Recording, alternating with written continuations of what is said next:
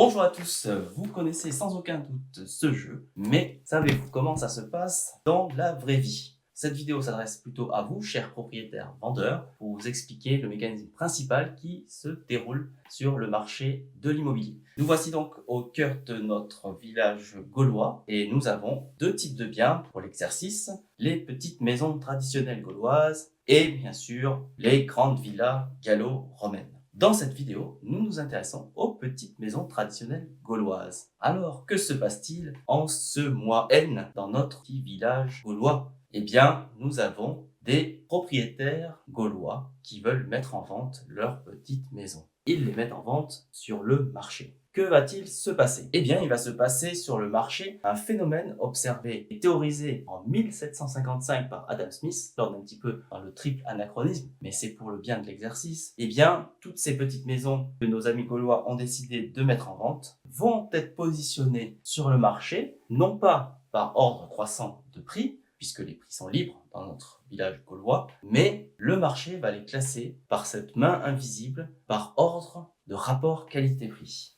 Alors, je fais une ligne avec nos 6 petites maisons en vente sur ce mois N dans notre village gaulois. Voilà.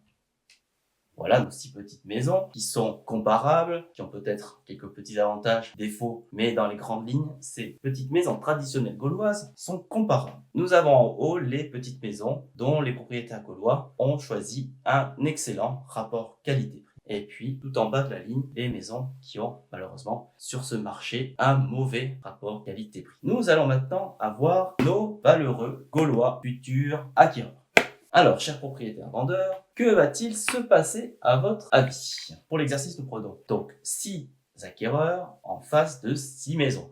Eh bien, notre premier acquéreur enthousiaste va évidemment se porter sur la maison offrant le meilleur rapport qualité-prix vendu. Notre deuxième acquéreur, extrêmement expérimenté, va lui aussi se porter sur une des maisons ayant le meilleur rapport qualité-prix et peut-être qu'une caractéristique lui fera préférer celle-ci. Vendu. Et notre ravissante troisième acquéreur gauloise va, elle, se saisir de cette maison qui offre, elle aussi, un excellent rapport qualité-prix. Vendu. Que va donc faire notre chanteur international? Il reste donc 3 maisons qui ont un mauvais rapport qualité-prix par rapport à ce que le marché a créé. Donc, vous me direz, que fait-il? Eh bien, il fait la tête. Il n'achète pas cette maison car il a eu les informations des 3 autres maisons qui étaient bien mieux, mais pour une raison ou une autre, il n'a pas acheté aussi vite que nos heureux Gaulois précédents. Alors vous me direz, et lui? Il a l'air un peu fâché lui aussi de ne pas avoir pu avoir une de ces maisons avec un très bon rapport qualité-prix, et il n'achète pas non plus car de la même façon, il ne veut pas payer pour un mauvais rapport qualité-prix. Et notre super-héros, qui n'a pas été très rapide non plus, eh bien c'est pareil, il n'en veut pas. Ces maisons sont invendues, c'est ce qu'on appelle des maisons repoussoirs, c'est malheureusement des maisons qui servent à justifier les meilleurs prix. Alors vous me direz, nous sommes donc au mois N, dans notre magnifique village gaulois. Que se passe-t-il mois N+1? Eh bien, d'autres magnifiques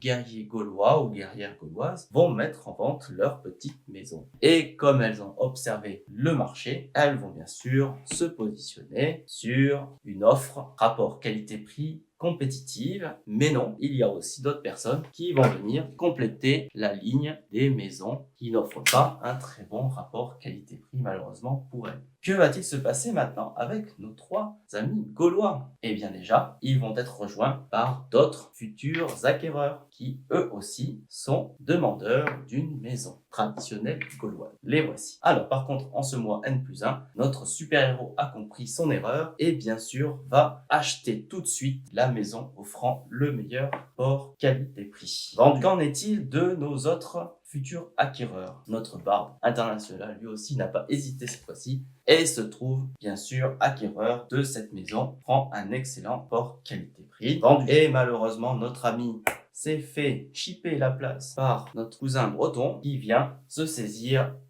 de cette maison au vendu. Bon rapport qualité-prix. Nos 3 acquéreurs qui sont ici, que font-ils? Ils observent les maisons restant à la vente et malheureusement pour les propriétaires gaulois de ces maisons, elles restent encore à la vente. Et vous aurez compris, que ce mécanisme se reproduit de mois en mois ou de période en période. Voilà, avec constamment une entrée de nouvelles maisons avec un bon rapport qualité-prix sur le marché et également quelques-unes de mauvais rapports qualité-prix. Et évidemment, les maisons offrant un mauvais rapport qualité-prix restent indéfiniment invendues. Eh bien, chers propriétaires vendeurs, je vous laisse maintenant entre les mains de votre conseiller immobilier, si possible Safety, qui va vous proposer la méthode de la balance pour pouvoir positionner votre bien à la vente de façon compétitive sur votre marché local et vous permettre de vendre dans des délais raisonnables.